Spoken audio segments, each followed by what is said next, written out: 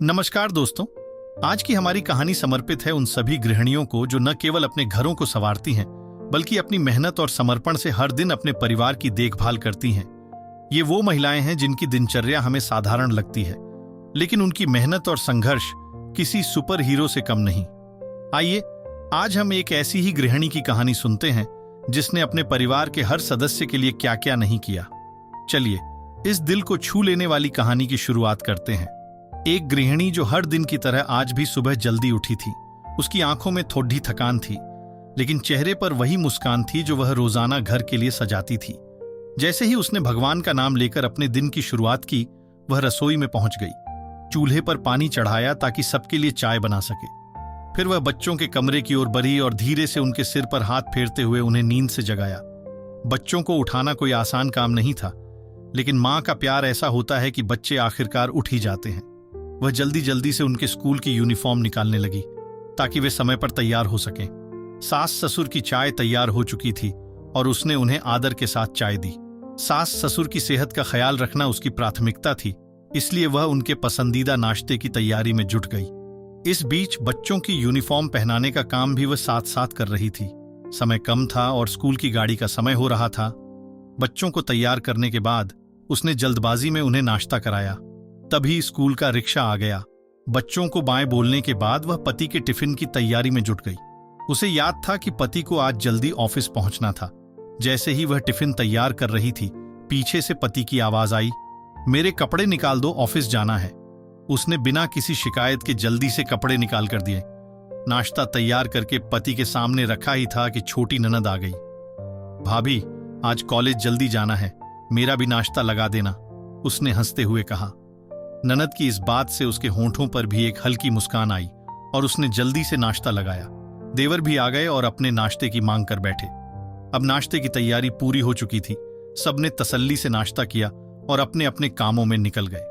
अब वह थोड़ी राहत महसूस करने वाली थी कि तभी सास की आवाज आई, बहू, हमें नाश्ता कब मिलेगा। वह फिर से रसोई की ओर बढ़ गई और सास ससुर के लिए उनके परहेज का नाश्ता तैयार करने लगी। उनके नाश्ते के बाद वह रसोई के झूठे बर्तन समेटने लगी। इतने में घर में सफाई करने वाली आ गई और उसने बर्तन साफ करने का काम उसे सौंप दिया। बर्तन की सफाई और बिस्तरों की चादरें इकट्ठा करने के बाद सफाई में लग गई। ये सब करते करते घड़ी ने 11 बजा दिए। अभी वह पूरी तरह से सारा काम खत्म भी नहीं कर पाई थी कि दरवाजे की घंटी बजी। दरवाजा खोला तो बड्ढी ननद अपने पति और बच्चों के साथ खड़ी थी।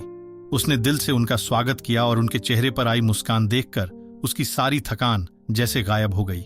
ननद की पसंद का नाश्ता तैयार करने के बाद वह उनके साथ बैठी ही थी कि सास फिर से रसोई की ओर इशारा करते हुए बोली, बहू, आज खाने में क्या बनाएगी।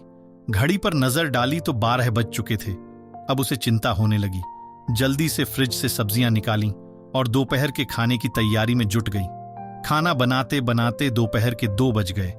बच्चे स्कूल से आ गए थे। उसने बच्चों को जल्दी से नहलाया, उनका मुंह हाथ धुलवाया और फिर उन्हें खाना खिलाया। तभी छोटी ननद और देवर भी आ गए। सबके लिए मेज पर खाना लगाया, लेकिन रोटियां बनाने का काम उसे ही करना था। खाना खाकर सब अपने अपने काम में लग गए और उसने फिर से मेज से झूठे बर्तन समेटने शुरू कर दिए। अब शाम के 3 बज चुके थे और उसे भूख का एहसास हुआ। हॉट पॉट देखा तो उसमें एक भी रोटी नहीं बची थी। वह फिर से रसोई की ओर बढ़ी।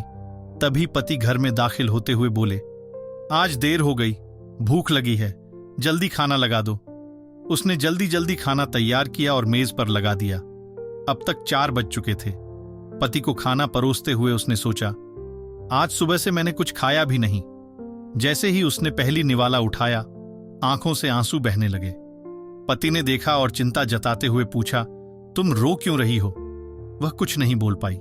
उसने सोचा, कैसे बताऊं कि इस घर में हर किसी की सेवा करने के बाद यह एक निवाला नसीब होता है और लोग इसे मुफ्त की रोटी कहकर मजाक उड़ाते हैं।